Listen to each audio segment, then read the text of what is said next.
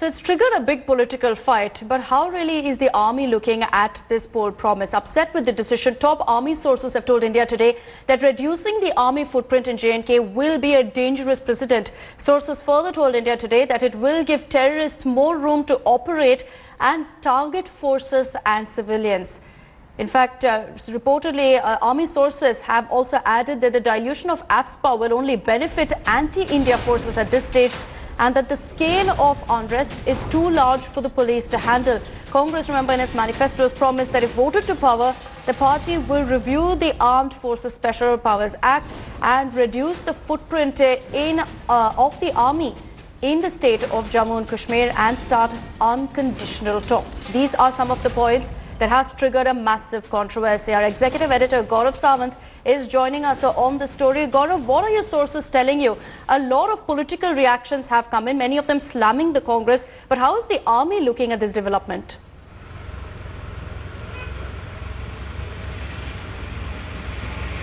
The army is deeply concerned. Whatever is a government decision, they will follow it. But they're saying, look at precedents. And it's not, you don't have to go back in the 1960s, 70s or 80s.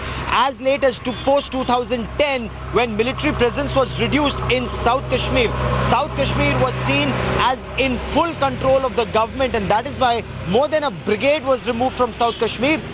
In 2016, that's the place where terrorism erupted. The vacuum that was created with the withdrawal of the army in South Kashmir, that's the area. So whether it's Tral or Anantnag or Pulwama, coming all the way up to central Kashmir in Budgam, that's the area where terrorism once again, it just mushroomed in a big way. It exploded in a big way. 2016 to 2019, 3 years down the line, the army is still not in a position to completely say that they have eliminated terror once again. Though more than 250 terrorists were killed last year, more than 60 have been eliminated so far this year. So reduction of troops at the time when the terror tap is controlled by Pakistan is only half measures. What army sources are saying, let government take concrete steps to address Pakistan's state-sponsored terror. And this has to be an effort that has to be made by Congress, BJP, a bipartisan approach to deal with Pakistan's state-sponsored terror, and not these half measures to win elections in Kashmir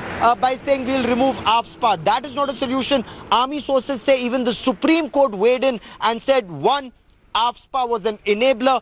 2, army cannot operate without AFSPA. And 3, what army sources tell India today, this is Pakistan's state-sponsored terror. The police alone cannot handle it. Right, and after this backlash, as well as the strong reactions that have come in, Gaurav, the Congress is saying that we're not going to be taking any decision without consulting the army first. But Gaurav, thanks very much for joining us with the details of what your sources have had to say about this development. Thanks for watching the video.